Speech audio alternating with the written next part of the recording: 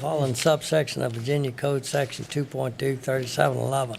1. In accordance with Section 2.2, 3711, A8, consultation with legal counsel employed or retained by a public body regarding specific legal matters requiring the provision of legal advice by such counsel. Second. Been properly moved and seconded that we go into closed session. Any discussion? All those in favor signify by saying aye. Aye. Any opposed? Motion passes. We're in closed session.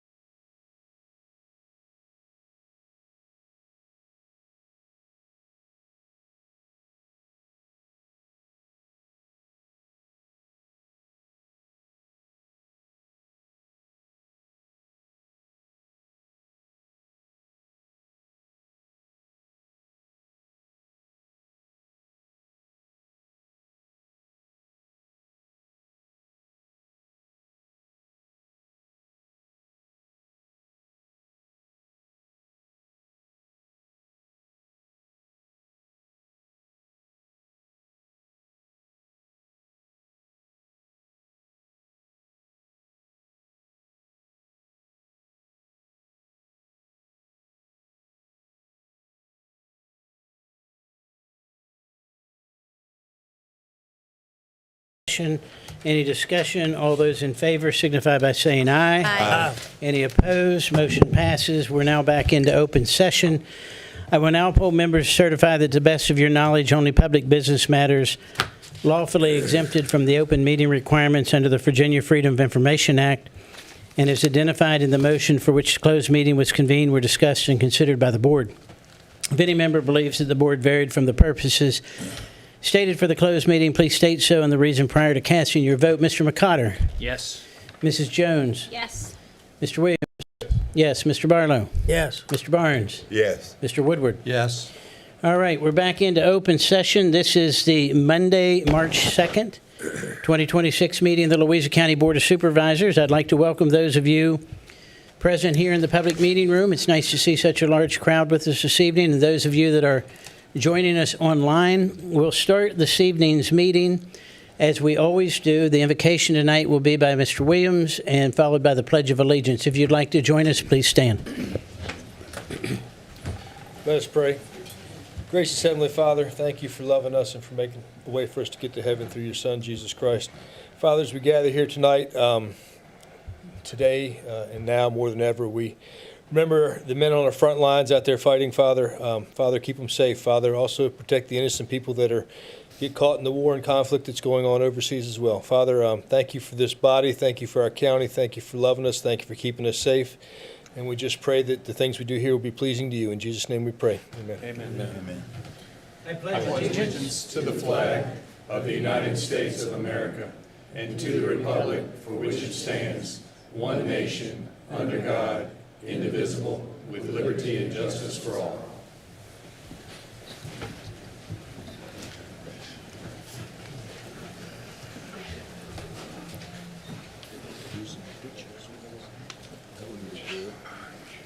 First item is the adoption of the agenda. So Mr. Chairman? moved. No.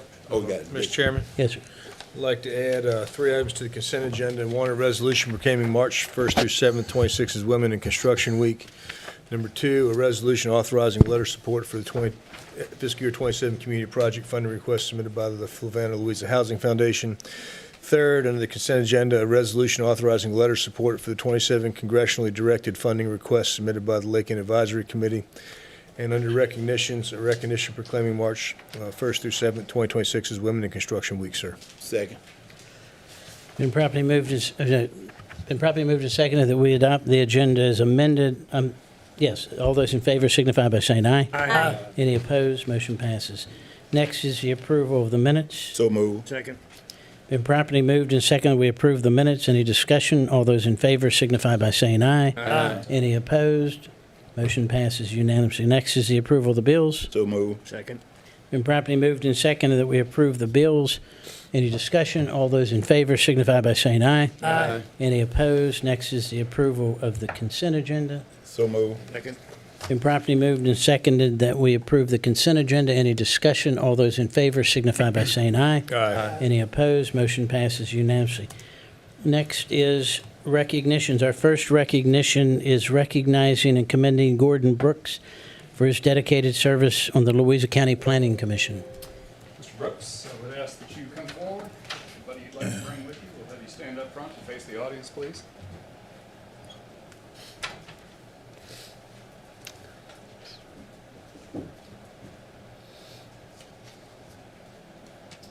Mr. Chairman and members of the board, members of the public, this is a resolution recognizing and commending Gordon Brooks for his dedicated service on the Louisa County Planning Commission. Whereas Gordon Brooks faithfully served the citizens of the county as a member of the Louisa County Planning Commission representing the Mountain Road District.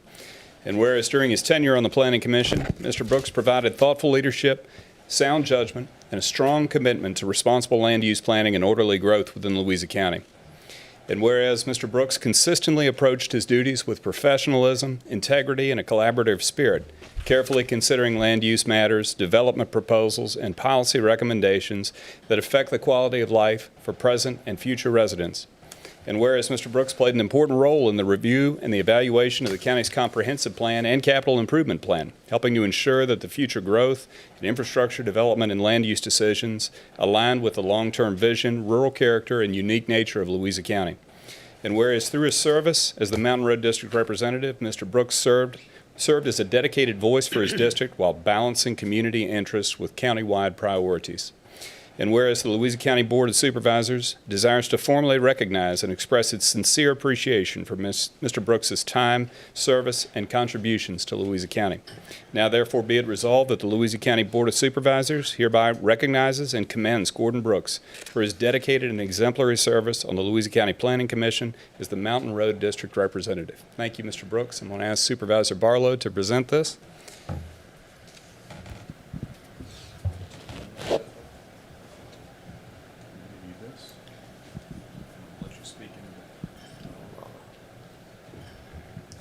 Well, Gordon, it's my honor to present you with this thing.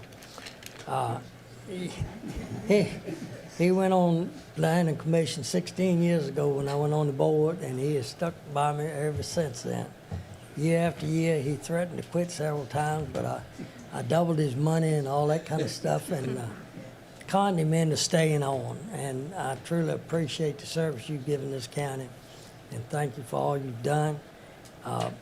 You will be missed. I think I've got a good man on there, but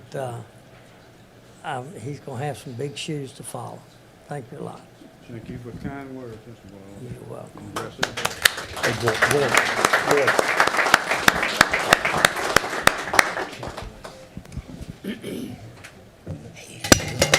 Don't worry, I got it.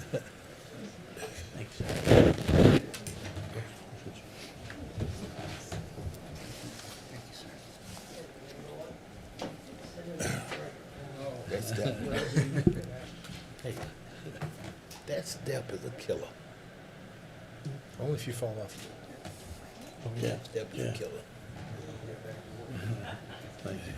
Gordon, if you don't have to, but if you want to address the board, feel free. You don't have to, but I'll give you the opportunity. Kind words. Thank you. Thank you for your service.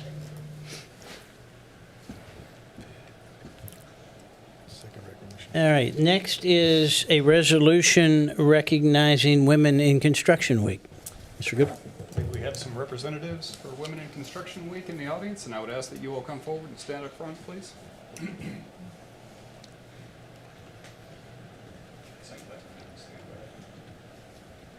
Watch your step.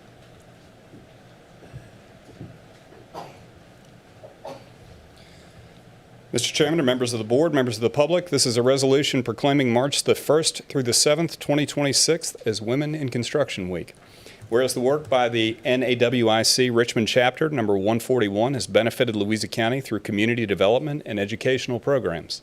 And whereas the NAWIC Richmond Chapter 141 has unceasingly promoted the employment and advancement of women in the construction industry. And whereas the construction community represented by NAWIC Richmond 141 has been a driving force in fostering community development through renovation and beautification projects, promotion of skilled trades careers, and a positive vision of the future. And whereas the NAWIC Richmond Chapter number 141 has sought to achieve successful results for Louisa County and surrounding areas in a cooperative spirit with other organizations. Now therefore be it resolved that the Louisa County Board of Supervisors does hereby recognize the NAWIC Richmond Chapter 141 and its many dedicated volunteers for its steadfast work on behalf and in support of women in construction, and do proudly proclaim the week of March the 1st through the 7th, 2026 as Women in Construction Week, and encourages our citizens to congratulate the organization on its many accomplishments. Thank you all for what you do. I would ask Supervisor Jones to present this resolution.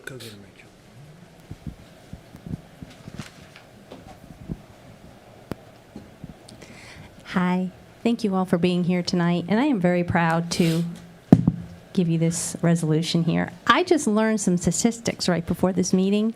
Our fabulous executive assistant, Ms. Stanley, told me that we have 71% of our building inspectors here in the county are females. That blew my mind, and that made me really proud because we're a force to be reckoned with, I think. And in construction, you all are paving the way. So thank you so much for your leadership, your dedication, and contributing to the community. Thank you.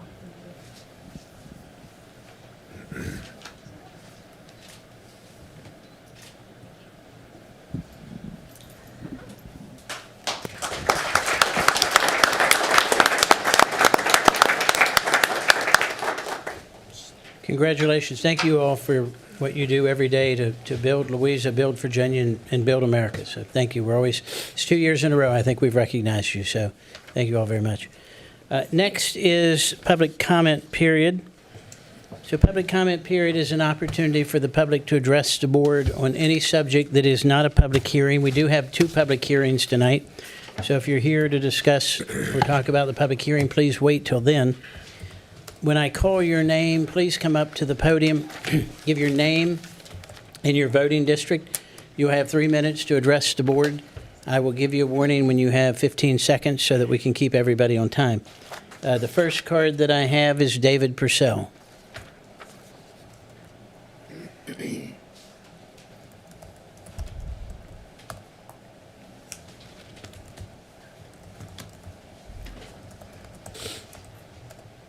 Thank you. I won't take long. I'm David Purcell, Louisa District in the town of Louisa. David Purcell, Louisa District in the town of Louisa. I'm here tonight in reference to the proposed power line from Valley Link going through the rural lands of Louisa County. I'm in opposition to that. I think it destroys the rural character of this county. And it's my desire that this board will unanimously issue some type of decree or consent that they are opposed to this. Thank you. Thank you, sir. Next is Adam Combs. So,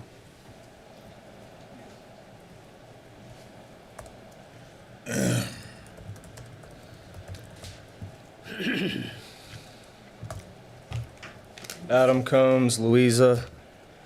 So it's been a couple weeks. I'm hoping that everybody's had some real time to do some real research. I want to thank Supervisor Jones for her commitment to the community and coming out last night and showing her support. So aside from the obvious implications, health-related, EMF radiation, EF radiation, noise pollution, property devaluation, and while I'm sitting here, it's come to my attention that Mr. Williams, you're a builder, correct? I am. So when you build a home, if sir, you let me interrupt. It's comments. well, this is a comment. But we well, don't we're go- commenting. we don't Thank go you. back and All forth. right. Well, the point is that the Planning Commission and then this board received the plans for the data centers. If Mr. Williams is a builder, then he knows that the 2,700 megawatt facility on Route 33 had to have 2.7 gigawatts coming from somewhere. Where is that? Where's the data? You guys didn't look at the data for the second largest proposed data center in all of Virginia? It had to come from somewhere, and if it's being drawn locally, where's the energy being brought in to replace that? You guys want to come in overhead with toxic power lines that are legacy, and they're called legacy for a reason. They're from the 1950s. India hired Hitachi last year to run HVDC cable 530 miles, 950 kilometers. India. We're at war right now, and you guys want to go overhead with a product to deliver power that Iran and any low-level pyromaniac could take out. There's so many, I don't even know how you guys can sit here with Dominion behind me. I mean, are you being paid off? Why are you even allowing this? I mean, let's keep it real. You can shake your head all you want, but he's a builder. He knows what loads are. He works with electricians all the time. There's no way you all can sit here and approve a data center on Route 33 and not know where 2,700 megawatts is coming from. I'm not buying it. You all should be audited. Yeah, laugh it up, bro. It's your lodge, right? That Masonic lodge you got, where's that at? I'm a dog, man. I'm here to fight for everybody behind me. And this is ridiculous. These guys haven't proposed an HVDC underground proposal. And according to Mr. Rob Richardson, who everybody has to talk to, he said Dominion's... 15 seconds. I'll take the time I need. Thank you. You'll take 15 Yeah, seconds. okay. Rob Richardson says there is no HVDC plan, so you guys need to go back, do some real homework, and come up with the HVDC plan, and you're going to be landlocked for 2 counties. Thank you. Mr. Chairman, Mr. Chairman, Mr. Chairman. Yes. I'm going to spare the chairman the duty here, but in Louisa County, no matter what your opinion is, you're respected the most when you act respectfully to others. We want our citizens to come and comment to us. We like you being here, but you need to do so in a manner that is respectful, constructive, and productive. Thank you, Mr. Chairman. What's respectful is sending out letters. You're out of order. You're out of order, sir. So are you. You're out of order. Well, here's the difference. I can make you leave. You can't make me leave. So I'm not going to address some of the comments that you made, but I will echo what Mr. McCotter said. You want to come here and be angry? Come and be angry. I'm not talking to you. Sir, I'm going to throw you out of here. One more outburst. One more outburst. We're in recess. That gentleman will be removed. So you go, or we'll get the show.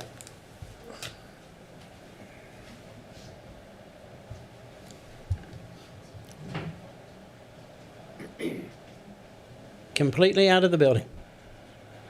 Oh, you can make a comment to me, but I can't. Completely out of the You're not building. mine, Daddy. No, because I'd have whipped your ass, son, if I was your father. Say what? What are you gonna do? You're gonna whip whose ass? Go. I said if Whose you... ass are you gonna whip again, old man? Go. Well, you better ask somebody who I am, big dog.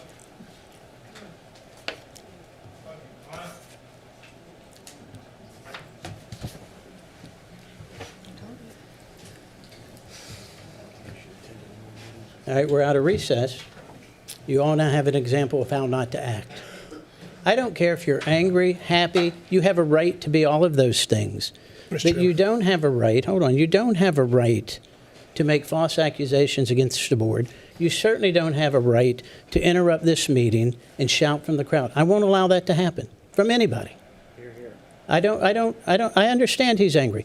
I'm angry about the same thing. Maybe if he'd listen, he would understand the positions on both sides. So, yes, sir. Mr. Chairman. Thank you. I generally don't interrupt public session, public comment section, but I think it's important to get a couple things straight. Your Louisa County Board of Supervisors has not been asked to find an appropriate way for a power line to come through the county. Your Louisa County Board of Supervisors has not done anything to make this come through the county. This is a transmission line. This is passing through. It's not stopping off. And if you feel like we're complicit in this, you can believe what you want, but you're just wrong. So you can be angry at us, and that's okay. We can take it. This is a really good job. It pays a lot, and no matter how you vote, somebody's always upset. So we're doing the best we can to help the citizens in the community. And you can believe that, or you can choose not to believe it. It's whichever one you want to do.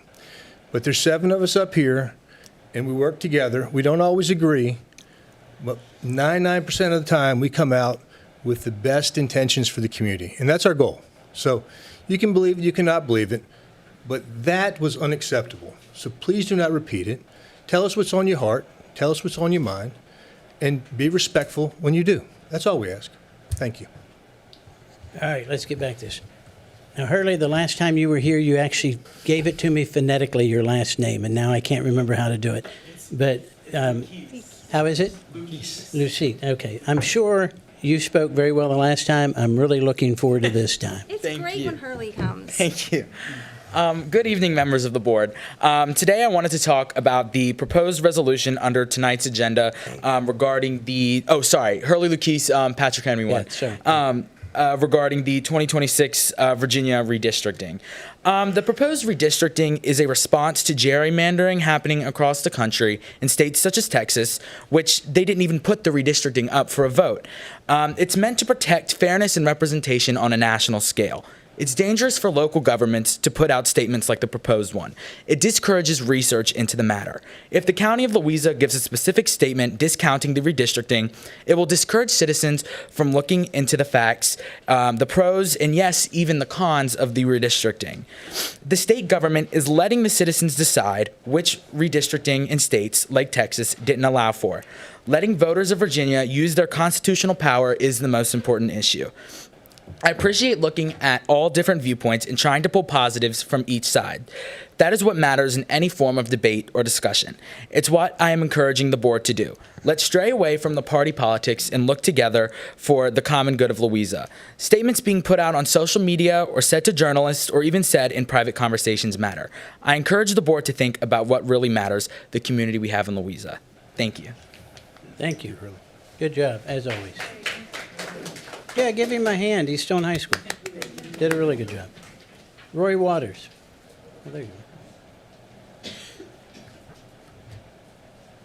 go. Roy Waters, Mineral District, resident of Louisa. First off, thanks. You don't have to put up with that kind of stuff.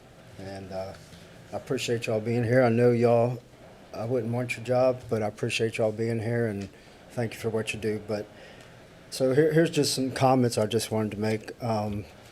So one is on the rezoning and trying to cut down.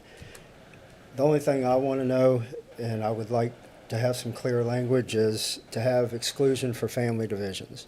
I mean, I've been here since 2006. Where I live, I can rezone and give my kids a lot. And, you know, I've heard talk about 10 acres and different things. I read the language somewhere that said you are going to exclude family division. But I just, you know, I would like to know that there's not going to be any amendment, no restrictions from what there are right now on family division. I didn't catch up on what the status is of the TOD rollback over on the Fisher tuning. Don't know if you've gotten further on that, but I'd like to know about that.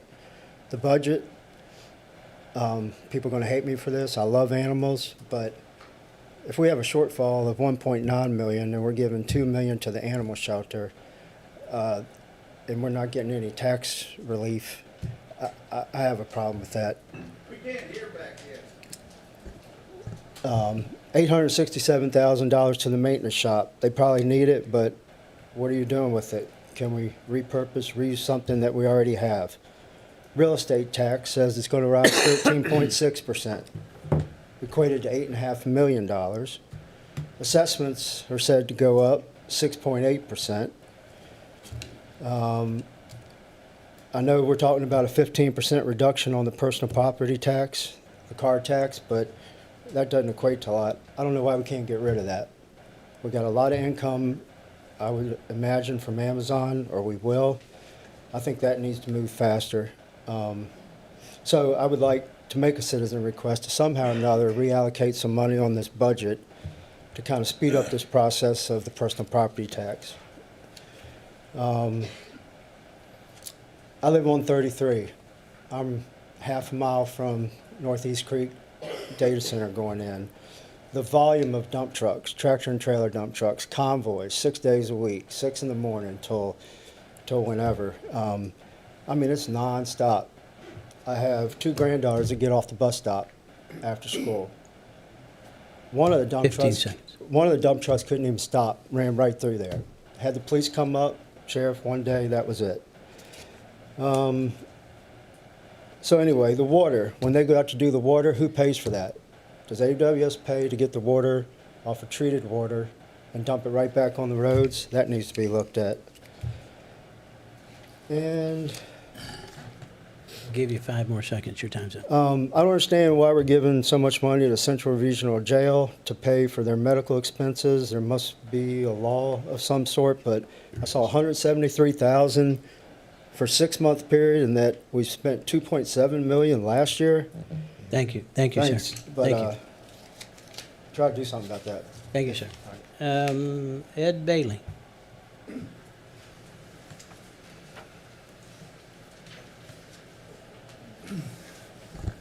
Thank you, Mr. Chairman. I'm Ed Bailey, 42-year farmer, 50-year lawyer. I don't vote in Louisa, I vote in Albemarle County. I want to talk a little bit about the Valley Link transmission line. And I just want to discuss a point of Virginia law that I'm sure the county attorney can confirm with you, but I think it's important. In Virginia, a landowner cannot recover the loss of market value of his property caused by a transmission line that is built on someone else's property. For example, in Reedy Creek, if the property values go down because of the transmission line, you have no recourse against Valley Link. I'm not sure that everyone around here understands that, but that applies to property values and business values. You have a business, a vineyard, the property line, the power lines come by, people don't show up because they don't want to sit out in front drinking wine and looking at power lines. This means, in effect, that every property owner whose value goes down, every business owner whose value goes down, represents a cost, a non-reimbursed cost for these lines. That is Virginia law. The case is Byler v. Vepco, 212, Virginia Supreme Court. We're one of the few states in the country that does this. But I did want you all to be aware of that. The solution, obviously, would be to put the lines underground. And it's already been mentioned here that Valley Link has not explored that option. We don't know why. It's not in their letter that they haven't done that. I'm a recipient of the letter. All it talks about is that we are in early stages on this project.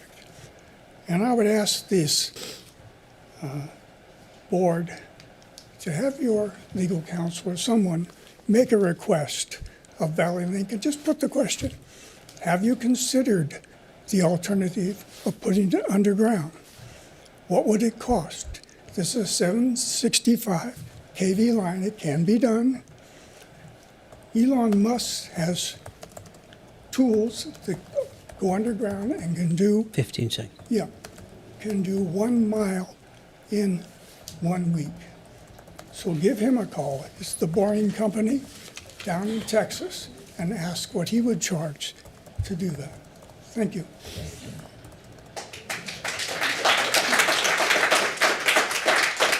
Next card is Mark Itzka.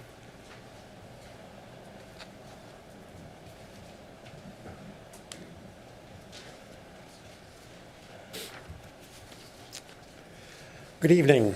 My name is Mark Itzkoff. I'm a resident of the Cuckoo District here in Louisa County. I'm here to speak tonight in opposition to the proposed resolution regarding redistricting and to urge my fellow citizens of Louisa to vote yes on the redistricting referendum. And I have to apologize a little bit in the beginning because I'm going off secondhand knowledge of the resolution. I haven't seen it. As far as I know, it was not available publicly. I understand that the resolution in front of the board does not take a formal position on the resolution, but does express the board's opposition to the amendment. I ask that the board refrain from the resolution until it hears from Louisa residents about how we feel about the amendment, and we have a full opportunity to present both sides of the issue. I have talked to many of my neighbors, and I have heard many of them say they support the Commonwealth's Constitution, and that redistricting should wait until the next census in 2030. And I understand this. In normal times, I would agree with this. But we don't live in normal times. And in extraordinary times, it is often necessary to act in extraordinary ways. I support the Virginia Constitution. It is an amazing document. But one of the most extraordinary things about it is that it recognizes the need to change from time to time. And it provides a method to make those changes. We are in one of those times, and we are following the Constitution as laid out to make a change in response to extraordinary circumstances. The proposed amendment recognizes that this is an unusual time, and that it will not last.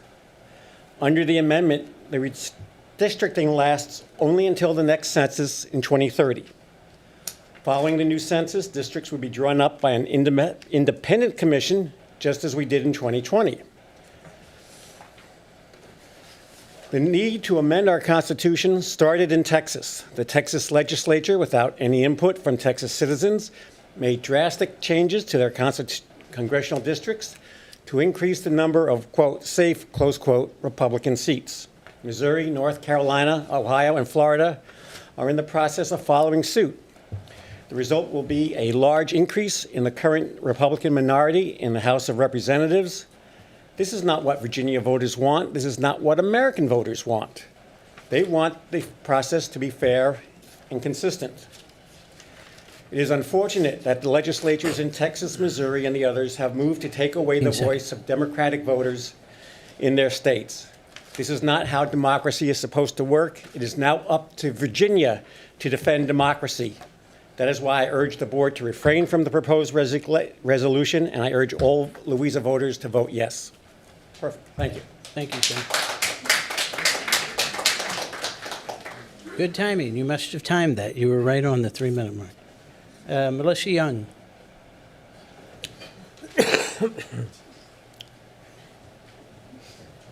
Hi, Melissa Young, Town of Louisa.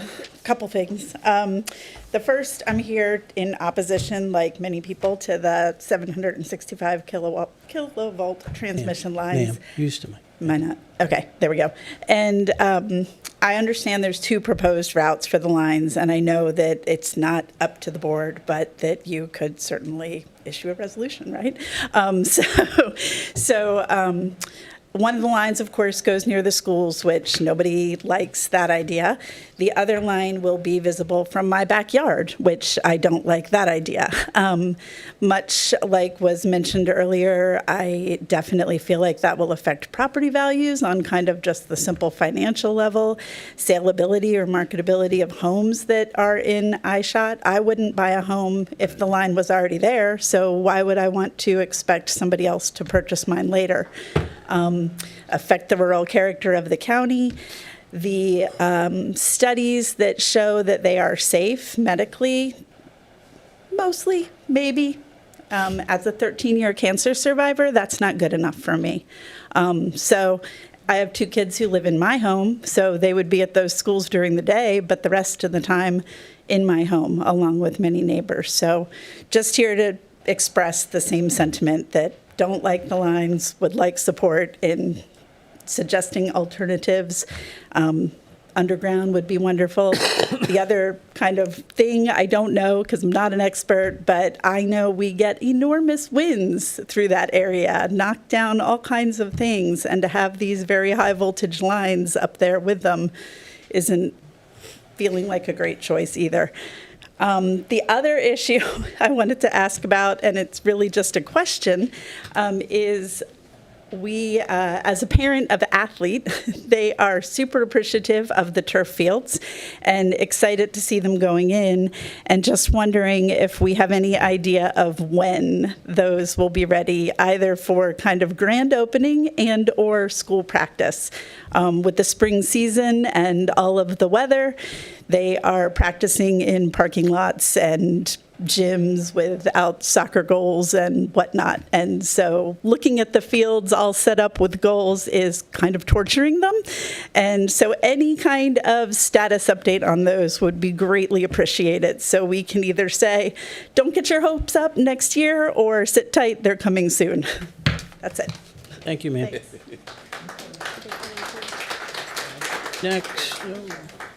Next card is Robin Horn.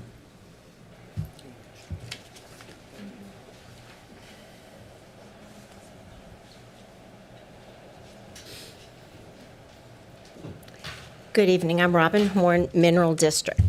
I'm here tonight to respectfully express my concern about the Valley Link Dominion transmission project proposed for Louisa County. I've tried several times to upload my comment on the Valley Link's website, but have not succeeded yet. I received a letter telling me I'm close to a potential route for the 760 kV electric transmission line from Joshua Falls to Teague. The letter stated it wanted my input and it mattered to them, yet I can't upload my comments, and I've been trying for days. The meeting schedule they sent is incomplete with some dates missing and wrong times. I don't get the impression they really care about my concerns. Louisa County has worked with Dominion and been a good partner for many years. We changed Louisa County for North Anna years ago when the power plant was proposed. Unit 1 was commissioned in '78 and Unit 2 was in 1980. We've already changed for the better of big business. This transmission line will once again change Louisa County, and we've already done this once. This massive project will carve up private property, family farms, and businesses. We will have hundreds of permanent, clear-cut quarters throughout our beautiful landscape with massive towers and power lines that buzz continuously. Timber will be destroyed, scenic views will be permanently altered, and homes will be impacted at unsafe distances for a project promoted online as necessary for infrastructure. Don't ask us to do this again. We've done our part, and it's time for Dominion to have our backs and support the citizens of Louisa County. It's my understanding that you will be discussing at some point a resolution to either address concerns or state opposition, and I urge you to oppose this project. This project places huge burdens on rural landowners and communities who will have little direct benefit and will bear permanent consequences. I urge you to pass a resolution of opposition, and let's find alternatives. We can start a dialogue with Dominion on how to preserve the beauty of Louisa County and the safety of our citizens. Thank you. Thank you, ma'am.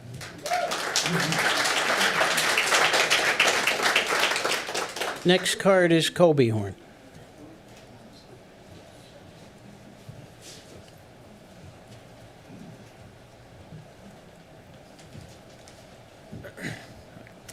Hello, my name is Colby Horn from the Mineral District, and I'm here tonight not as a partisan voice, not as a political activist, but as a husband, a father, and a property owner. My wife and I work hard, and we saved up money to buy land so that my children could grow up with clean air, open space, and the simple freedom of a safe and healthy childhood.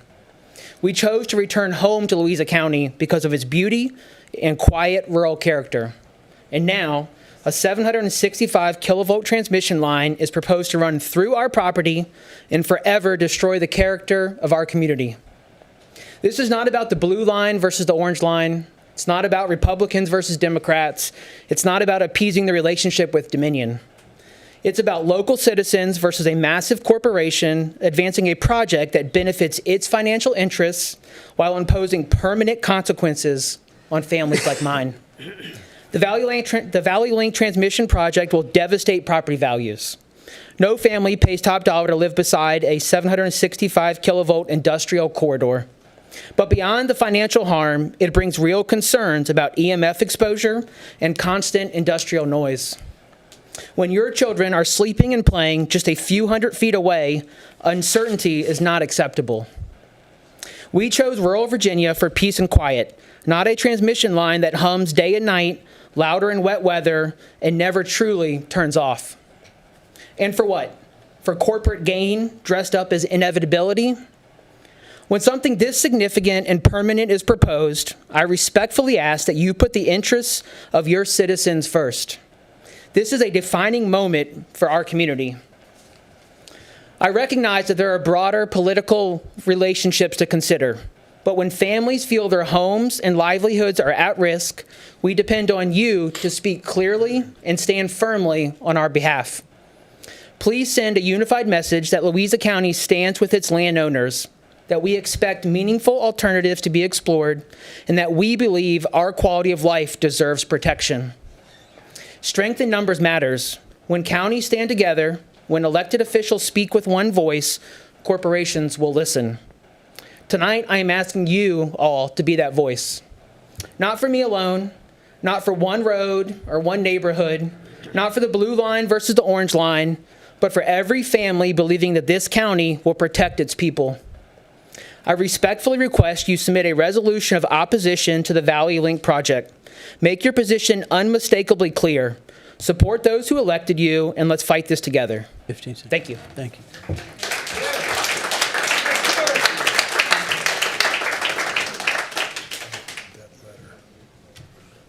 That's the record. So we've also received one piece of correspondence that's been asked to be put in the permanent record of the meeting, which we will do.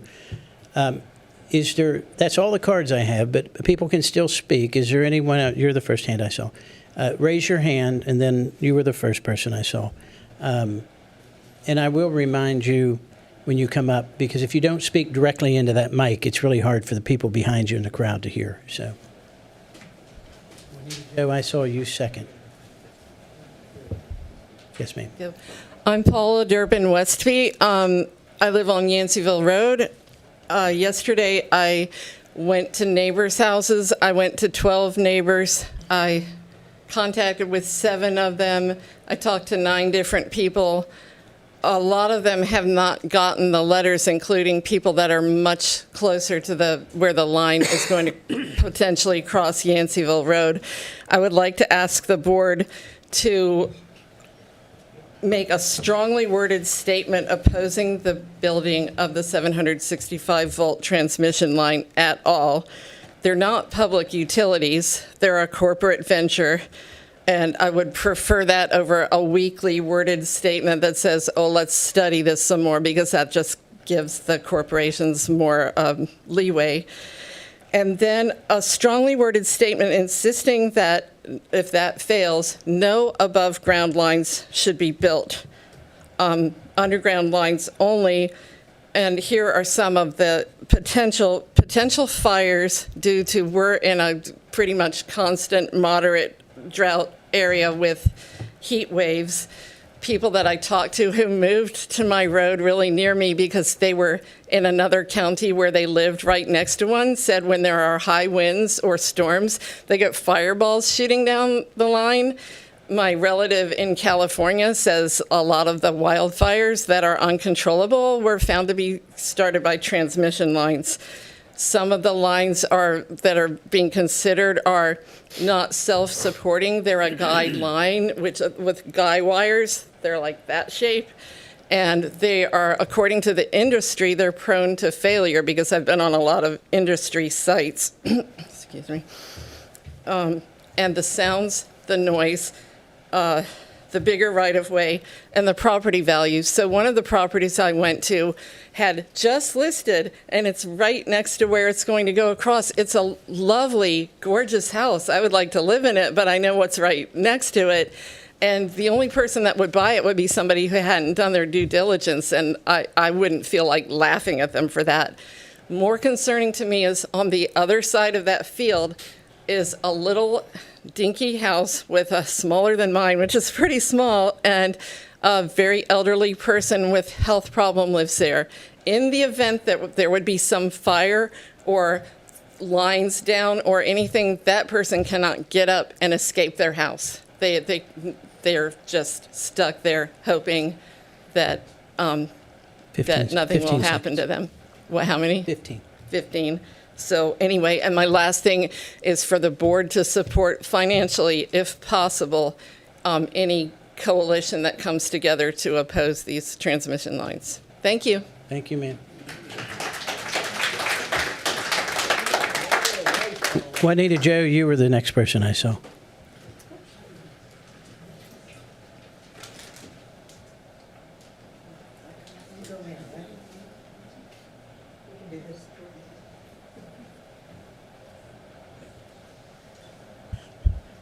Good evening. I'm Juanita Joe Madkins. I live at 624 Yanceyville Road. Though I'll be speaking tonight in support of the redistricting amendment, I'm also here as a member of Yanceyville Church, which holds property that is used primarily for conservation and as the location of our summer nature camp for 6 to 14-year-olds. And that property is crossed by the proposed transmission line, the blue line that is proposed by Valley Link. So I just want to let you know I'm in favor of moving that line underground. Now to my support of the redistricting amendment. The Constitution of the United States of America provides for a balance of power for checks and balances among the 3 branches of government. Currently, our Congress has refused to put any constraints on the executive branch, including our own Congressman John McGuire. This has resulted in many violations of the rights of citizens, including several murders of citizens exercising their First Amendment rights with no credible effort to investigate. We're also in the first days of an illegal war, the outcome of which is unknown. These are just two of many examples. Since our current Congress is unable to provide a check on the executive branch, and since the executive branch is already intervening in the 2026 election, I believe that Virginians have no choice but to fight for our democracy. Call it a constitutional republic if it's your preference, but in order to fight for our democracy, AKA constitutional republic, we need to vote yes on the redistricting amendment. And I thank you. Thank you, ma'am. Dr. Huffman, I saw your hand.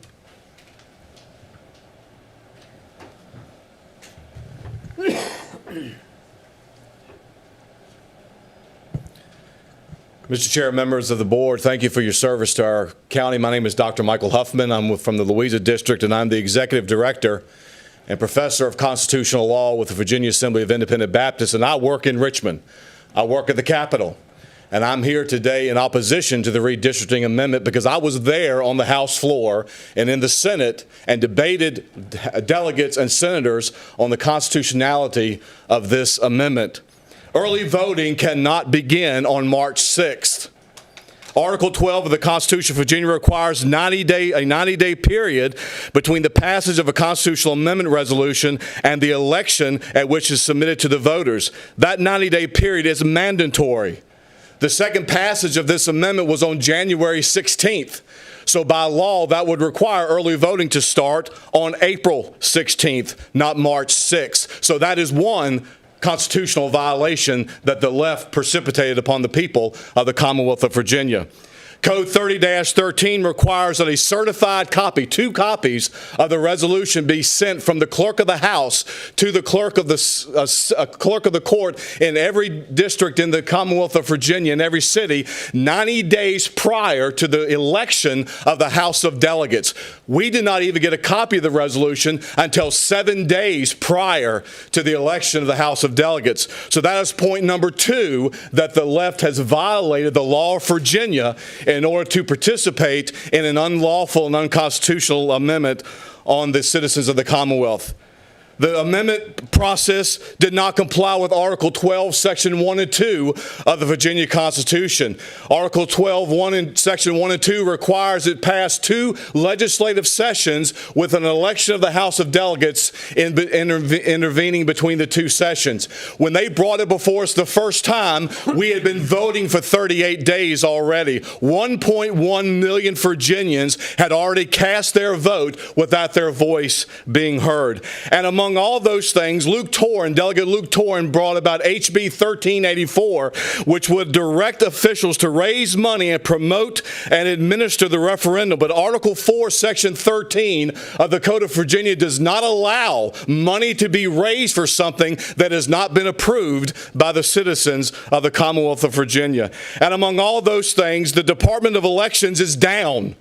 The registrars of Louisa County cannot download poll books. And what is going to happen if something doesn't, because of the injunction, and if something doesn't happen, they're going to have to go back and use polling books from November. Well, I wonder if anybody's died since November. I wonder if anybody's moved out of the precinct since November or moved into the precinct. I recommend this board tell their citizens to vote no on this referendum, no matter your political proclivities. It is unconstitutional, violates Article 12, and violates Code 30-13 of the Code of Virginia. Thank you so much.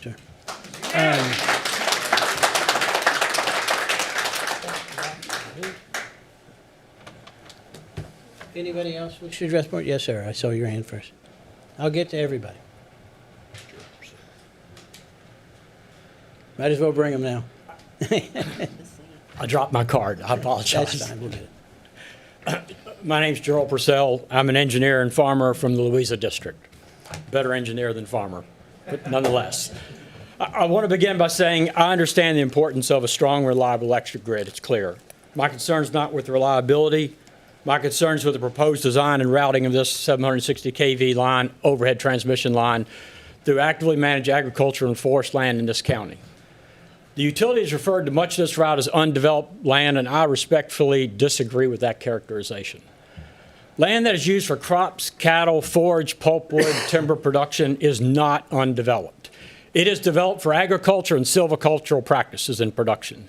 It is managed, invested in, improved upon, and stewarded over very long time horizons to produce food, fiber, and economic value. It supports working families, property values, local tax bases. It's part of what defines this county as rural. Some of the fields affected in this proposal are some of my most productive soils on all of my properties, and they are actively used for cattle and forage production. Other portions are in managed timber rotations. These are not idle tracts waiting industrial usage to come along. They are functioning components of a working landscape. The board has repeatedly expressed a desire to maintain the rural character of the county. Preserving rural character does not simply mean limiting residential subdivisions. It also means carefully evaluating whether industrial scale infrastructure should permanently fragment intact agricultural and forestero land. A 765 kV line is industrial infrastructure. Its structures are large, highly visible, and permanent. When placed across working farms or forests, they permanently alter the operation, the access paths, and the long-term character of that piece of property. I urge the board to formally oppose this proposal, not just be concerned with it, but to oppose it, and ask the SEC to demand alternatives from utilities and the PJM. Where major infrastructure already exists, clustering additional infrastructure alongside can reduce cumulative fragmentation on our ag lands. Underground routing or locating additional generation facilities closer to the demand in Northern Virginia, particularly their data center clusters, should be primary considerations for the utilities. Ag and forest land should not be labeled as undeveloped simply because it is open. It is working land, it is productive land, and it is foundational to the rural character of this county that y'all have committed to protect. Your advisory recommendation is an opportunity to ensure that the ag and forest land is accurately characterized in the record and that rural land stewardship becomes part of the SEC's considerations. Thank you for everything you do for the county. Thank you, sir. Anyone else wish to speak? Yes, ma'am. If you want to bring Mr. Purcell's and Mr. Goodwin, we'll take them both. Thank you. Yeah, ma'am, that's fine. No, absolutely. I'm Helene Purcell, 2507 Ellisville Drive, Louisa District. I can't follow that up. He did a great job. I've spent all afternoon knocking on doors. A lot of these people were not aware. A lot of them just got their letters. Some got them today. I know we got ours Saturday. And it seems like most of the people right around the 2000 block of Ellisville Drive got them on Saturday. I went up Range Road today, and most of those people were not aware. I was very saddened to hear that someone just lives near the line but not on the line. Any property value loss that they have, they will not be reimbursed for, and I think that's quite devastating for example, the young gentleman on whose door I knocked today. And he had just finished building his house. And I had to tell him, I'm very sorry to tell you, but this line is going directly behind your house. It's going to go right over the shooting range. That would be truly devastating. That's basically what I had to say. I've been very upset about this because we've worked very hard on our farm, and I'm hardly sleeping. I think we've done quite well as far as stewardship of the land. I think Chris McCotter would be happy to hear that we have ruffled grouse, which is unheard of in this area, and quail, and you can hear the meadowlark and the whippoorwill. So just let us know if you want to come and see our beautiful birds. Thank you very much. Thank you. I'll take it. We're all pointing in a different direction. There you go. All right, anyone else wish to address? Yes, sir. Good man.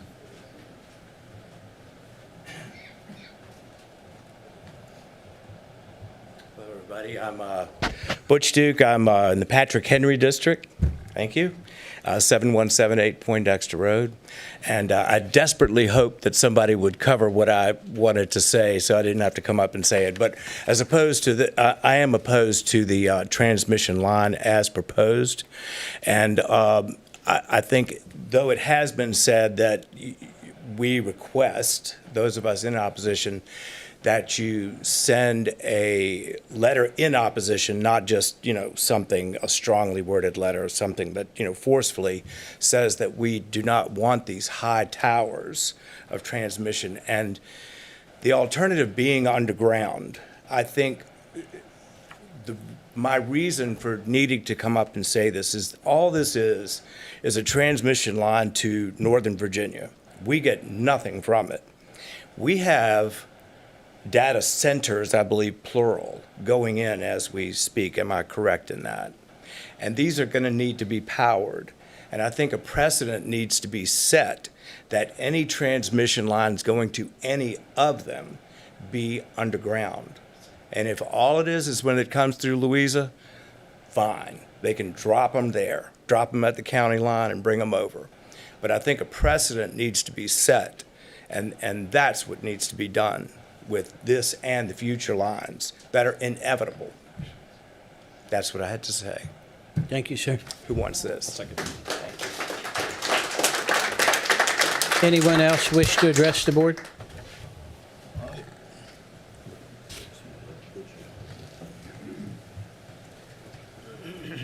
Mitchell Sasser, Louisa District. Yesterday, I attended a virtual town hall that was hosted by Delegate Amy Laufer, Delegate Katrina Carlson, and Senator Cray Deeds. While the three discussed a multitude of issues going through state government right now, Senator Deeds briefly touched on the Senate budget proposal that would phase out the sales and use tax exemption for the data center industry beginning at the start of next year. He outlined that when the data center tax exemption legislation was initially proposed in 2008, it would cost Virginia about $1.6 million a year. But now the state is missing out on $1.9 billion in tax revenue. Deeds said that ending the tax exemption for data centers will be a central point of budget negotiations that will dominate the last 2 weeks of the legislative session. There is certainly debate to be had that while this could lead to increased local tax revenue from machinery and equipment, it could also slow development and cause existing companies to relocate in order to avoid high tax areas. Two constituents have reached out to Deeds since the announcement last week, he said, union workers and local government leaders. Senator Deeds said, quote, "The only constituents I heard from in a negative way since our announcement of the tax center exemption have been Louisa County supervisors because Louisa County is expecting a lot of data center revenue," end quote. Since yesterday, I was unable to get in touch with Senator Deeds for a follow-up on that quote, but I'm currently working on an article highlighting the virtual town hall and some of the issues that were raised. If you are one of the individuals who has spoken with Senator Deeds to express concern about the data center tax exemption, I would love to follow up with you after the adjournment of tonight's meeting to have your perspective represented in the article that will be going to print sometime tomorrow. Thank you. Thank you, sir. So is there anyone else that would wish to address the board? Anyone? I'm going to just move their glasses, and if they'd been at an auction, they would have bought whatever we were auctioning off. All right, no one else? All right, I'm going to close public comment, and we'll move on. Before we move to the next item, I just want to say publicly that I owe you all an apology. I very seldom lose my temper. I did. There's a minister here. My minister is here, and more importantly, my mother's watching this live, and I know I'll hear about that later. So I do want to apologize. I did swear in public. I'm not going to tell you I never swear, but I don't do it in public, so I give you all that apology. I should not have done that. So we'll move on. The next is information discussion items is a resolution opposing the congressional redistricting constitutional amendment. Mr. Goodwin, can I have you read that, and then we'll have the discussion? I'd be glad to. So this is starts on page 44 of the public packet that was put out last week. This is a draft resolution opposing the congressional redistricting constitutional amendment, whereas a constitutional amendment, Article 2, Section 6A, was approved by Virginia's voters in 2020, and the Virginia Redistricting Commission was accordingly created. And whereas the proposed amendment received broad support across the Commonwealth of Virginia with 2.287 Virginians favoring the measure, and whereas the commission was established to convene in 2020 and every 10 years thereafter, quote, for the purpose of establishing districts for the U.S. House of Representatives, the Senate of Virginia, and the Virginia House of Delegates, end quote, pursuant to the Constitution of Virginia. And whereas the commission ended partisan gerrymandering of Virginia's legislative districts, creating compact, legally compliant, and contiguous districts. And whereas the Virginia General Assembly called for a special session during the last week of October 2025 to propose a constitutional amendment that would amend the Constitution of Virginia by allowing the General Assembly to redraw the congressional districts in a partisan manner, which is contrary to the Commission's goals. And whereas the General Assembly passed House Bill 1384, which would force a vote on the constitutional amendment regarding the issue. And whereas the Virginia General Assembly set the associated election date for April 21st with early voting beginning on March 6th. And should the amendment be approved, Louisa County would be placed in the 7th Congressional District. And whereas the proposed 7th Congressional District would include Powhatan, Goochland, Orange, Greene, Madison, Culpeper, and parts of Buckingham, Cumberland, Rockingham, Augusta, Fauquier, Prince William, Fairfax, and Arlington counties. And whereas Louisa has little in common with some of these localities, and the proposed 7th Congressional District is neither as compact nor contiguous as the current 5th Congressional District, and the county questions the fairness of the measure to our citizens. Now, therefore, be it resolved on the second day of March 2026 that the Louisa County Board of Supervisors does hereby, number one, express support for the existing legislative districts that are compact, contiguous, and compliant with applicable law. Two, express strong opposition to the proposed constitutional amendment which utilizes partisan gerrymandering. And three, encourages the citizens of Louisa County to exercise their right to vote on the proposed amendment. Be it further resolved that a copy of this resolution be presented to Louisa County's General Assembly representatives and to the Governor of Virginia. Thank you. Mr. Reed. Thank you. I'd like to start off by apologizing to the board and to the citizens of the county for not doing a better job of reading this beforehand. I was on vacation last week. I got back, and Supervisor McCotter asked me had I seen this. I hadn't seen it. Number 3 down there was going to say encourage the citizens of Louisa to oppose the proposed amendment. I had the wording changed to encourage the citizens of Louisa to exercise the right to vote on the proposed amendment. I'm going to pontificate for a minute because I think this is important. We can make a difference in Louisa. We think we can make a difference at the State House, and I don't think we can make a difference at the federal level. Because I don't care what side of the aisle you're on, the right or the left or the blue or the red, the problem is they all need to go. We don't have enough statesmen up there working for us. We got people with their own personal interests, and they vote red and they vote blue. And you can kid yourself if you think I'm wrong, but you know I'm right. So my apology is I didn't catch the word opposing in the title of the resolution, and I didn't catch the word opposition in number 2. So everything, all the whereas, they're all facts. I asked, are they all facts?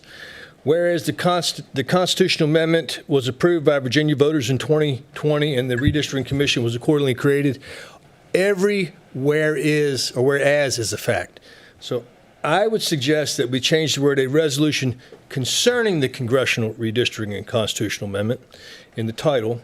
And in number 2, we express strong concern for the proposed constitutional amendment which utilizes partisan gerrymandering.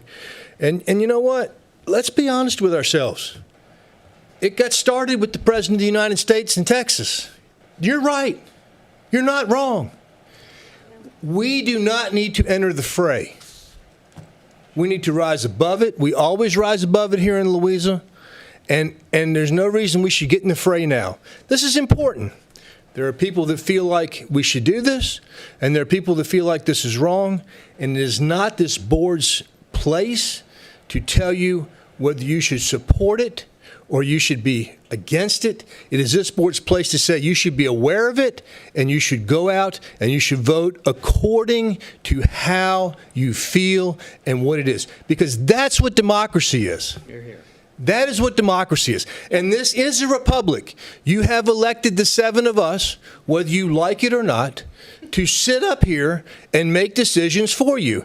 And a good friend of mine that sits right over there told me and made the comment in public session one night that on any given first and third Monday, by a vote of 4-3, this board can make certain changes in this county and do things because you elected us to do so. And you have the right every 2 years to, one cycle, change 3 of us, and the other cycle to change 4 of us. So, Mr. Chairman, I would move that we accept this, changing the word opposing to concerning in the title, and in number 2, we express strong concern for the proposed constitutional amendment, and we trust that the people of Louisa have a mind to decide for themselves what is best. And we do not enter the fray because here in Louisa, we're going to rise above that, and we're going to be, who are we going to be for? We're going to be for Louisa. That's who we're for.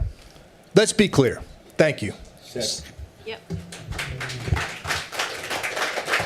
Properly moved and seconded. Is there any further discussion? Mr. Chairman, Yes, sir. I'd just like to add, I agree totally with Supervisor Williams. I don't think that we need to take a stand other than to say that we're concerned with what's going on down in Richmond with this.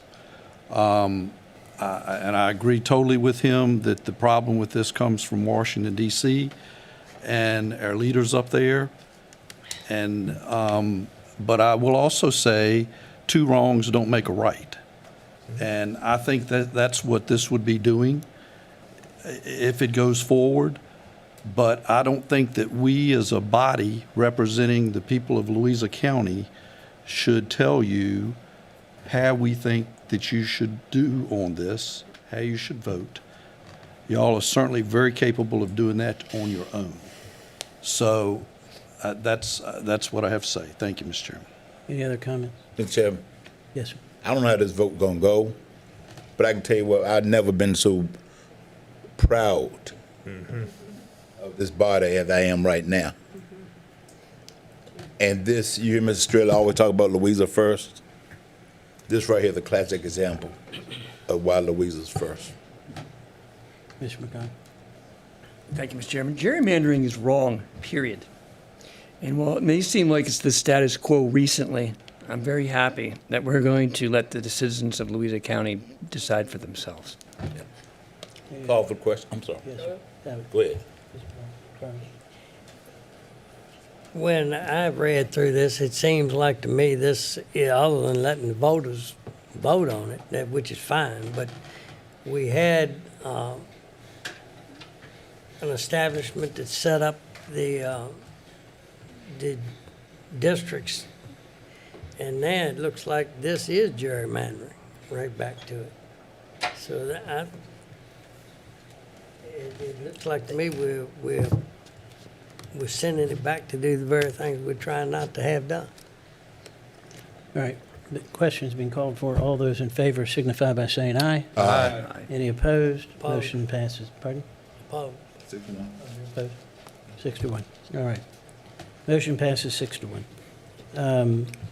Next is, under new business, a resolution authorizing a budget supplement to the Central Virginia Regional Jail for medical expenses. Mrs. Colvin. I'd like to speak to this real quick. We had just for knowledge, it won't take but a second, Ms. Colvin. We had a gentleman get up and speak, and I think it was you, sir, asking about the Central Regional. We don't have a choice in what to pay. These are for people we have incarcerated. It's our share for what happens up there, and that's what we have to pay. Go ahead, Ms. Colvin. Chairman, members of the board, thank you. This is a request to increase the budget for the Central Virginia Regional Jail for medical expenses that have been incurred for our inmates. We are required to pay, there's a certain amount allocated in our annual budget and our allocation. We have gone above that this year after insurance is covered. They have had some very large medical bills. So this request here is for $172,701. I have since found out that is only through December, which is what the resolution says, but I called them when I got another bill for January and did some estimates. So I can do a separate resolution next month for the additional, or we can make an increase to this request. The amount that we're anticipating is $485,701. There's a couple of very sick residents there right now. And they happen to be from Louisa. They are from Louisa, yes, sir. Why don't you give us the new amount? It's, $485,701 would be the full in amount is what we're anticipating. It could be a little less, it could be a little more, but that's what we're estimating right now. Second. Been properly moved and seconded that we approve this additional budget supplement for the regional jail. Any discussion? All those in favor So, signify. Mr. Chair? Yes. So we're approving the 485? Yeah. Okay. Plus the January bill, too. Yeah. Well, that's it. That It's all includes- in. 485,701 is Yes, everything. And that's an obligation that we, It's an obligation. You have a It's choice. statutorily obligated. They're going to start taking sheriff's cars from us if we don't pay it. It doesn't pay, but it does cost our taxpayers. It does, it does. All those in favor signify by saying aye. Aye. Any opposed? Motion passes. Thank you, ma'am. Next is supervisor comments. I have a comment.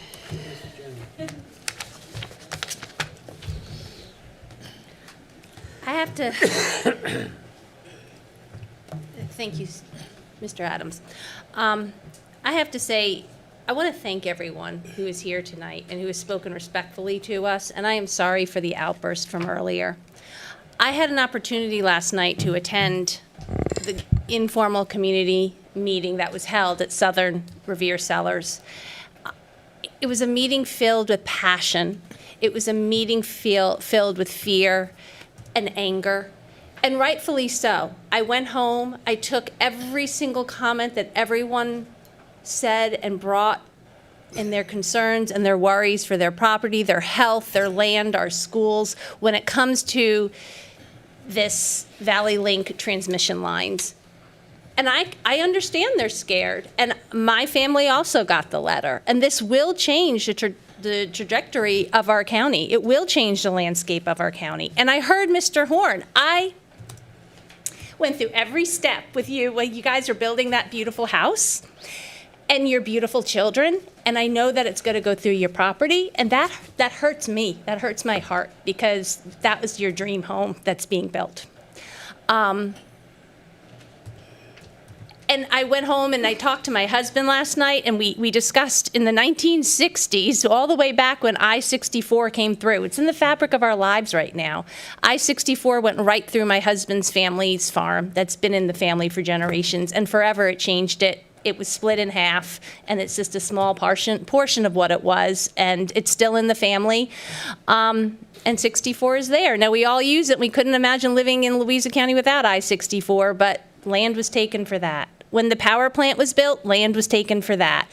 Louisa County has lived this before, and we have fought. We fought in the historic Green Springs, what is now the historic Green Springs district, the prison that was coming.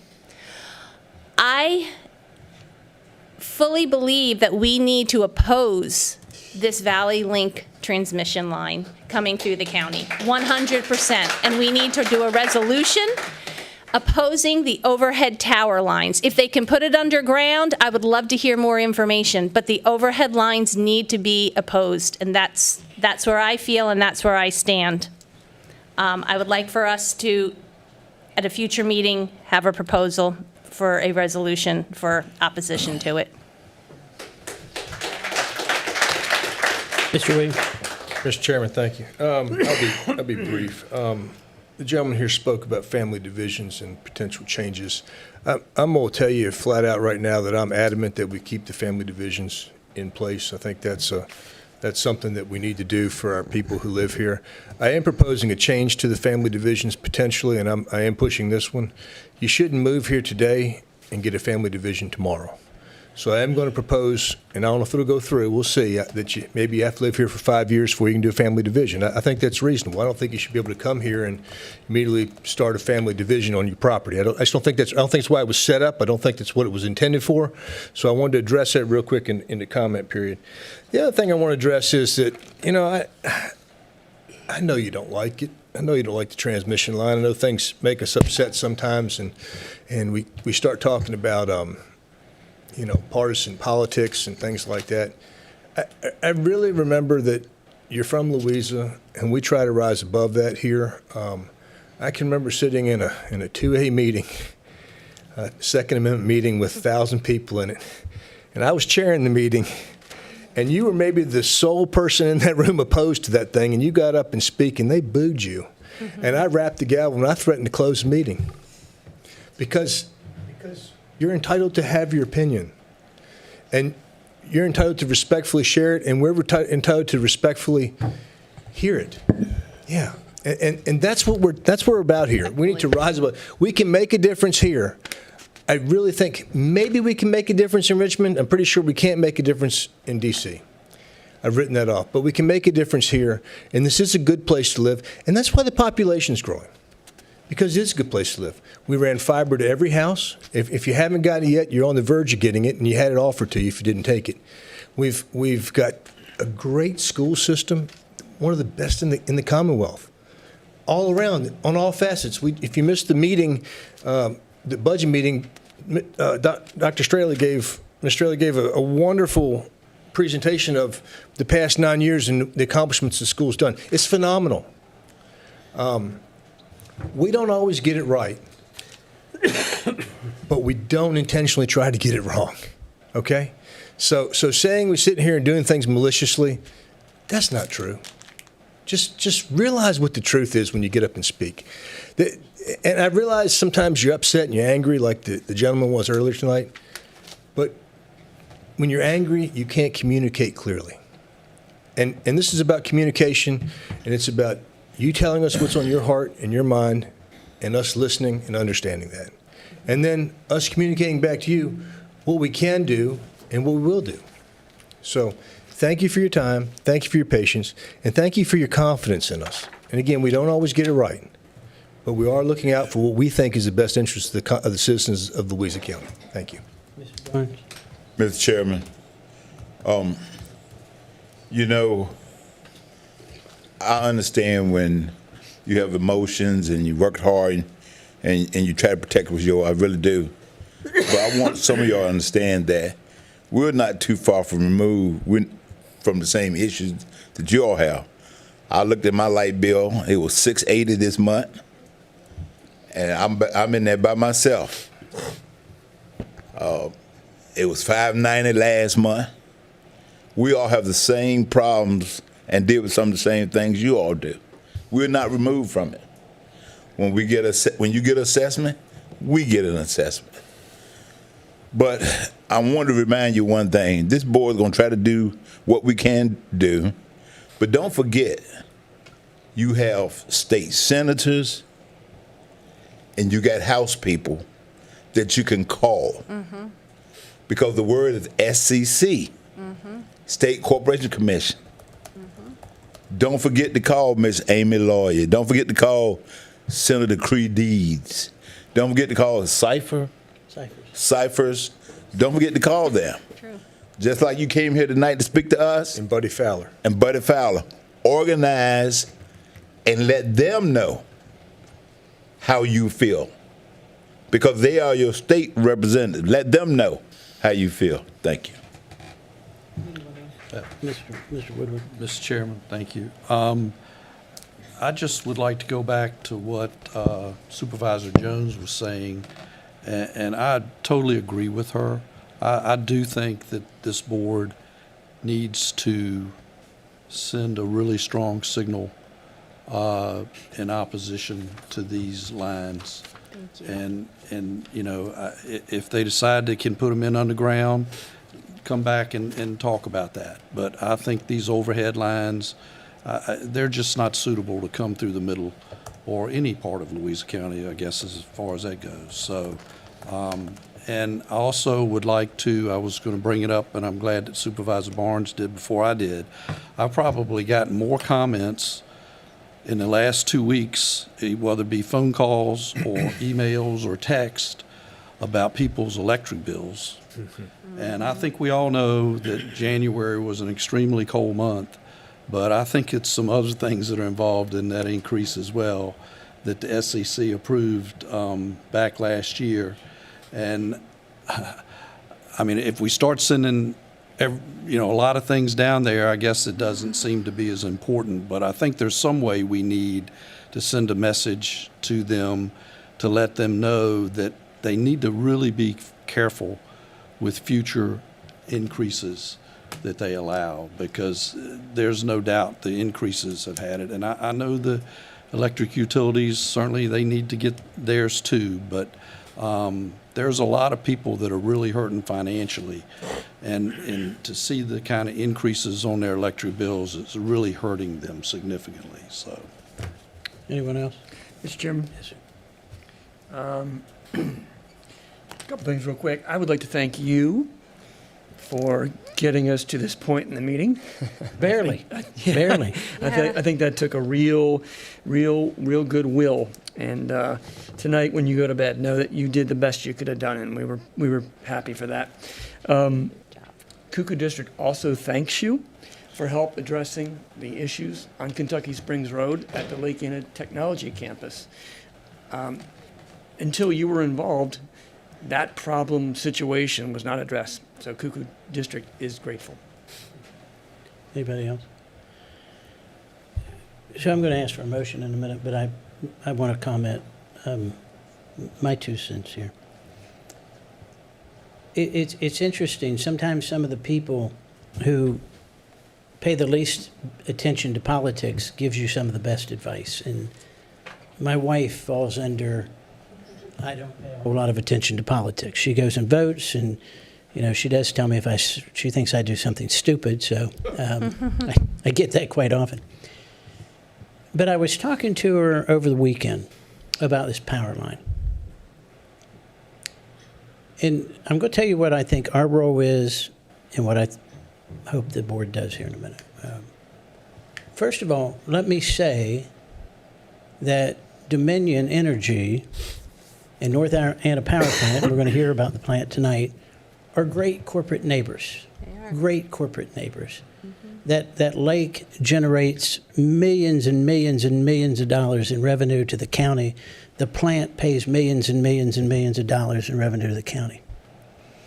But my wife, as we were talking about that, she said, just because you have somebody that you appreciate what they do, you don't have to agree with everything that they do.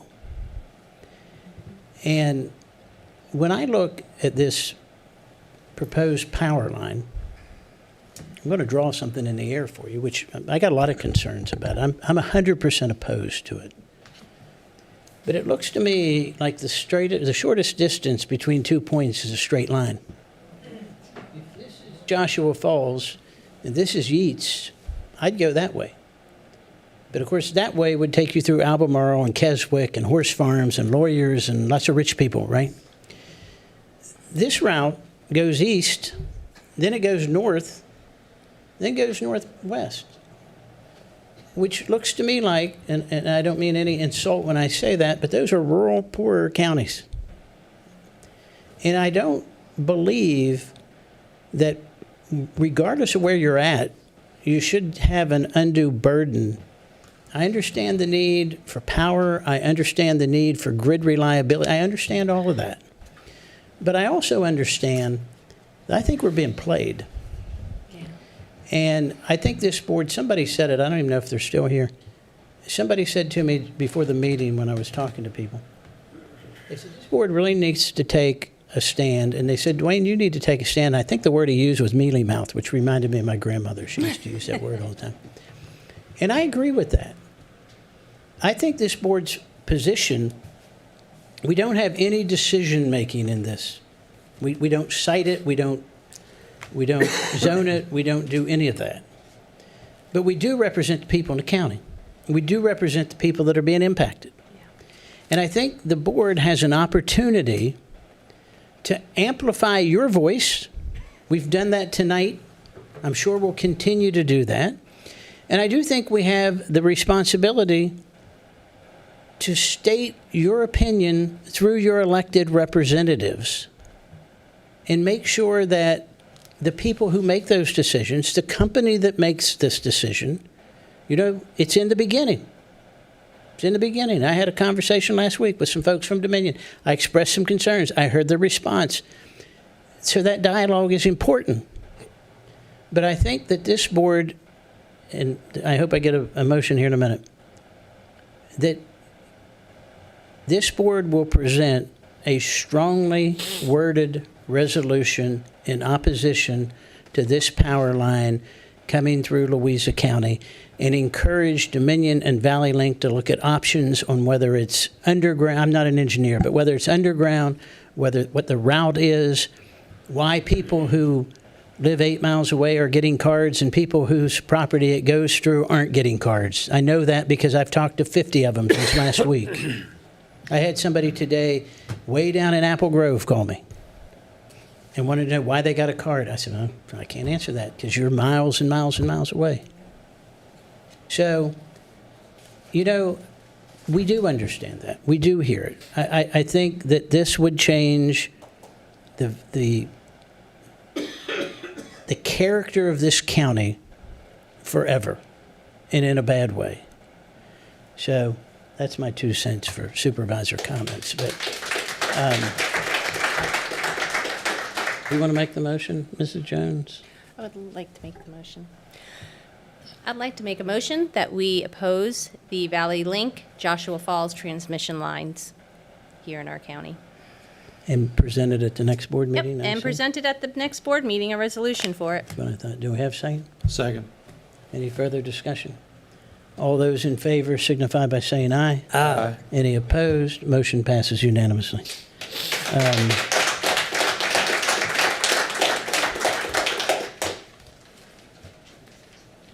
Next is, do we have any board appointment? We do have a board appointment. Yeah, Mrs. Linton, ready. Did we do committee reports? Committee reports next, sir. Yeah, committee reports. We were going to do that. I was going to do that. Nobody? Reports or board appointments? Linda Collins to the Commission on Aging to represent the Mineral District. Me do it? He did it. He seconded it.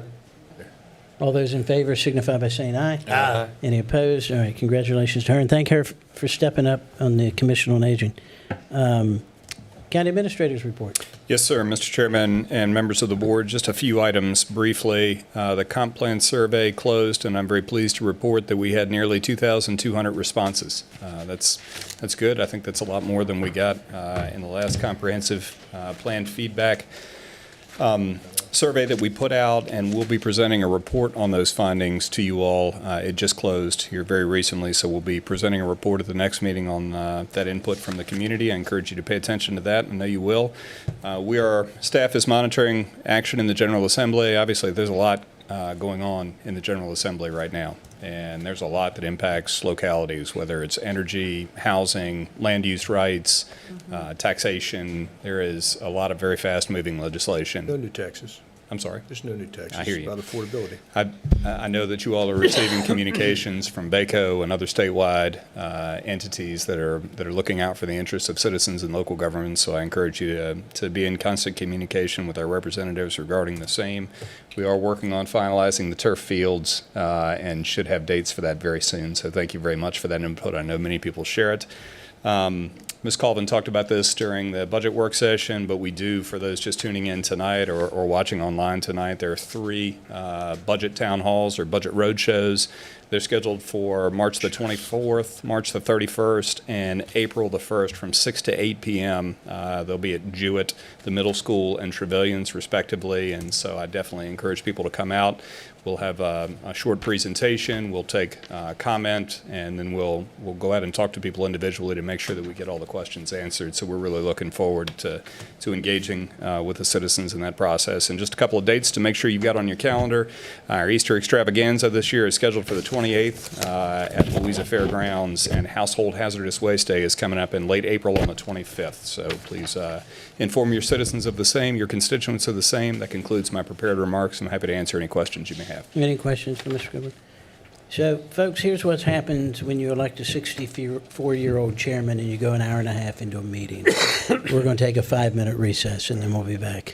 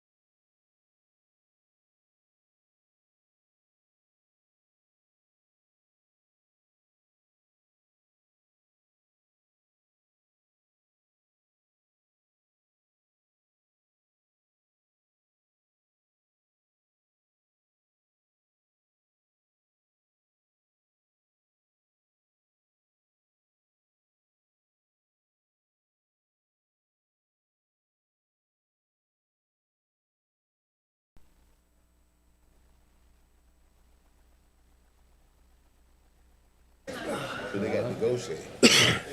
All right, we're back. We're going to have our first public hearing,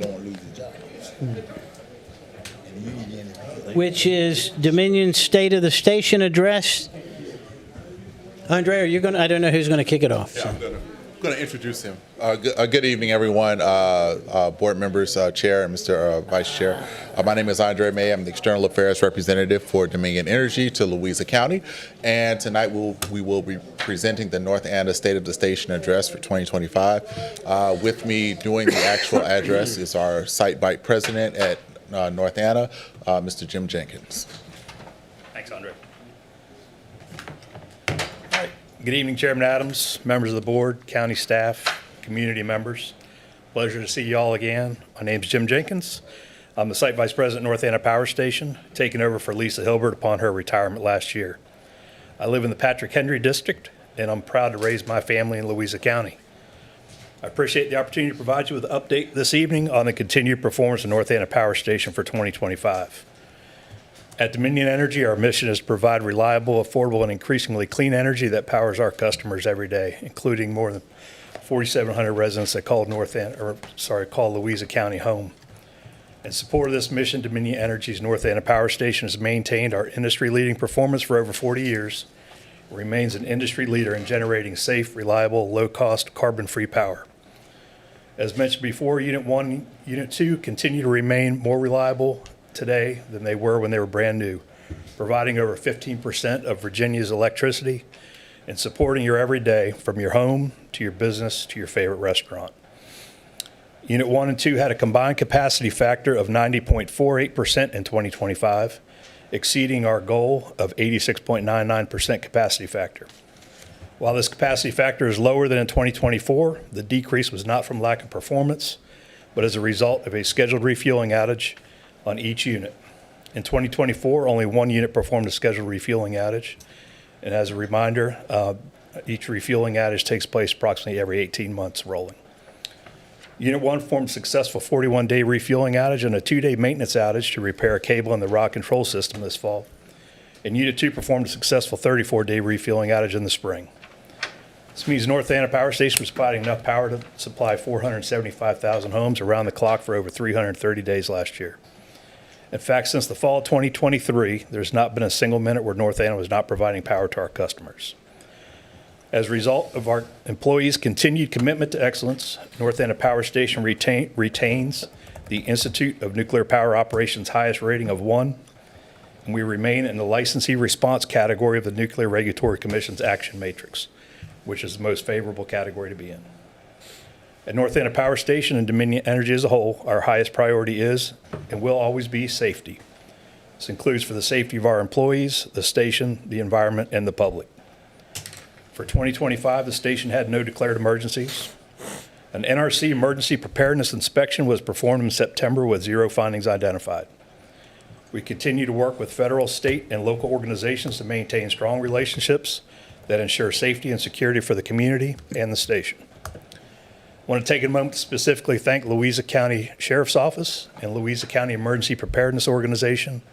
Both are integral parts for execution of our training and preparation exercises, and with whom we appreciate a strong working relationship. In 2025, the station experienced 2 supplemental worker OSHA Safety and Health Administration recordable injuries and 9 first aid events. The 2 OSHA recordable injuries, one occurred when individuals were performing non-nuclear specific activities. One when an employee stepped on loose gravel and twisted their leg. And the second when an employee tripped over a hose that they were using and fell. As noted in previous years, North Anna continues to be a Virginia Occupational Safety and Health's Voluntary Protection Program STAR worksite.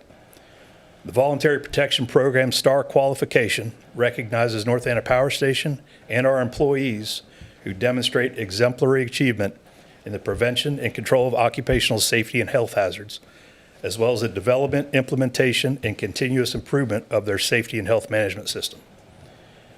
In 2025, North Anna's VPP STAR recertification was once again renewed. North Anna continues to participate in the Voluntary Nuclear Initiative to monitor and mitigate groundwater.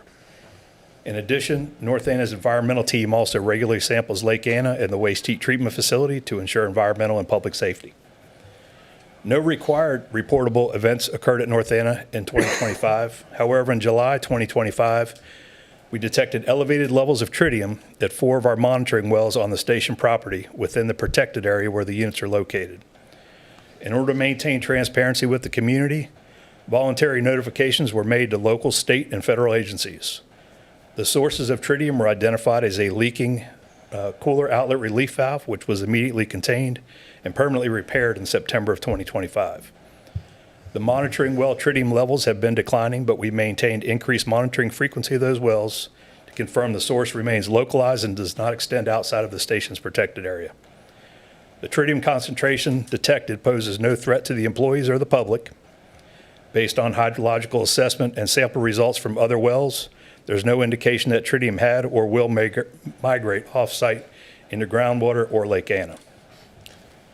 As part of our continued operating efforts, support of federal developments related to permanent storage of nuclear spent fuel continues, and we see greater interest by Congress in finding a permanent solution as more discussions surrounding nuclear as a clean energy source solution take place.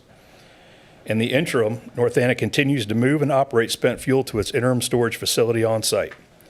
We thank Louisa County for approving the renewal of our interim spent fuel storage installation for an additional 7 years. The current independent spent fuel storage installation will hold spent fuel produced through the initial relicensing period for Unit 1 and Unit 2, which are in 2038 and 2040 respectively. North Anna is critical in supporting Louisa County and surrounding communities. The station remains a major employer, taxpayer, and local economic driver in Louisa County and the Commonwealth. In 2025, Dominion Energy paid nearly $12 million in property taxes to Louisa County, with total company taxes paid to the county of almost $13.5 million. Also, North Anna employs approximately 800 full-time Dominion Energy employees, and a day-to-day average of approximately 200 contractors are also on site. During refueling outages, approximately 1,000 additional supplemental personnel join the station employees. This temporary increase in station workforce provides additional revenue for local businesses, merchants in Louisa County. Lake Anna and the waste heat treatment facility built to support North Anna also provide a great deal of economic benefit to the area. North Anna continues to process dredging, construction, and use permits for Lake Anna stakeholders. A total of 178 permits were issued in Louisa County during 2025. As of January 22nd of 2026, there were approximately 50 construction and use permits pending in Louisa County, 25 of which are on the waste heat treatment facility. I and other employees remain active members within the local community and continue to reinforce relationships and communications with stakeholders interested in North Anna, Lake Anna, and the waste heat treatment facility. We're active participants in the study and mitigation of effects of harmful algal blooms and phosphorus remediation, as well as other efforts to keep Lake Anna clean and healthy. Dominion Energy continues to promote the maintenance and increase of native vegetation in and around Lake Anna to support its environmental health. No confirmed harmful algal blooms were recorded in 2025 for Lake Anna or the waste heat treatment facility. What I'm most proud of is the work ethic and sense of commitment we have towards our local community. Outside of our duties to safely operate North Anna, many of us volunteer time, hold board positions, and participate in numerous organizations. 2025 alone, over $74,000 of direct donations, plus many additional non-monetary donations and over 350 volunteer hours were provided to such local community organizations. In total, North Anna employees alone logged over 5,150 hours of volunteer service valued at over $180,000 in labor. Looking forward, Dominion believes that all of the above generation portfolio is essential to meeting the future needs of our customers. North Anna is currently licensed to operate up to 80 years, 2058 for Unit 1 and 2060 for Unit 2. See no reason we cannot operate until then or even longer. We continue to hold construction and operating license for North Anna 3. At this time, the company has not made a decision whether to build a new unit. In addition, we continue to evaluate potential deployment of small modular reactors at North Anna. If Dominion makes a decision to move forward, our first small modular reactor could be placed in service in the early to mid-2030s. Dominion Energy, North Anna Power Station, and our employees work hard to safely power your every day. Yet we do not simply work in Louisa County. We're your friends and your neighbors. Louisa is truly a special place to live, work, and raise a family. We all recognize our responsibility towards being good and transparent corporate citizen here in our home county. Thank you again for the opportunity to speak to you tonight, and I welcome any questions you may have. Does anyone have any questions or comments?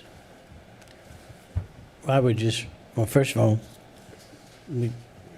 Jim, thank you for being here. I would reiterate what I said earlier. North Anna Dominion has been a great corporate neighbor, and you continue to contribute to the economy. The lake continues to contribute to the economy of Louisa County, so we appreciate that very, very much. Thank you. Thank you, sir. You want to introduce the folks that are, I mean, we know Sarah, of course. Yeah, you may have met Sarah Marshall. Once or twice. Also, Matt Hayes, he's the Director of EP and Licensing at North Anna Power Station. Mark Hoffman is with our Advanced Reactor Group in corporate. And then he's not really mine, but Willie Lloyd from ODEC, our part owners. Well, and I was glad to hear you bring up that SMR. We're looking. Continue to look. Continue to look. All right. Thank you very much. So this is a public hearing. I'll open a public hearing. Is there anyone that would wish to address the board based on what they just heard from the State of the Station address? All right. Seeing none, I'll close the public hearing. Come back to the board. We do have Move to to accept approve. the report. Second. Been properly moved and seconded that we accept this report. All those in favor signify by saying aye. Aye. Any opposed? Motion passes unanimously. Next is a public, thank you all very much. Next is a public hearing on the Louisa County Sanitary Landfill Environmental Permit. Mr. Kuhn or Mr. Goodwin? I'll take care of that. Okay. Mr. Kuhn had to step out. Mr. Chairman and members of the board, members of the public, tonight's public hearing covers two actually related items. First, a temporary increase in the county's permitted daily waste from 75 tons currently to 300 tons per day. And this increase would already be incorporated into the permitting for our existing landfill cells. Due to population growth over the past few years, we have been trending slightly upward, and we're slightly exceeding that 75-ton daily average. And this 300-ton increase was something that was always viewed as something we would have to do at some point in the future, and it just allows us some growth in the years coming in the future that would be permitted under what we're discussing tonight. The increase over the 75-ton average was self-reported to DEQ through our normal reporting process, and this report is part of a coordinated solution between the county and DEQ, this temporary increase in our permitted daily waste average. So the second issue that's the subject of the public hearing for tonight is permits for landfill cells 4A and 4B. So solid waste permits include two parts. Part A, which is site suitability, that's already been approved, and then Part B, which is construction and monitoring plans, which have been resubmitted following DEQ comments. The new cells will add about 3.8 million cubic yards of capacity and provide landfill operational capacity. It'll extend that from the 2031-2032 time period out to approximately 2049 based on our current modeling. So this is just part of that public process that's required by the state for this permitting. The public comment started on February the 12th. It runs through March 14th. Comments can be taken tonight or submitted in writing to the county. So happy to answer any questions. We have Anderson Woolfolk here tonight, as well as personnel from Jake from Labella Engineering, who handles our... Jake from State Farm. Sorry. They handle our landfill engineering and permitting assistance, so they can answer any detailed questions and certainly would welcome any public comment as well. Any questions? All right, we'll open the public hearing. Is there anyone here that wishes to address the board on this public hearing? All right, seeing none, we'll close the public hearing. What's the pleasure of the board? So move. We don't need any. We don't need a motion? I don't think, we don't need any action tonight, right? No action. This is just part of the required process. No action. I got some more action. Well, we were ready. Mr. Barnes. So move. Second. Moved and seconded that we adjourn. All those in favor signify by saying aye. Aye. Any opposed?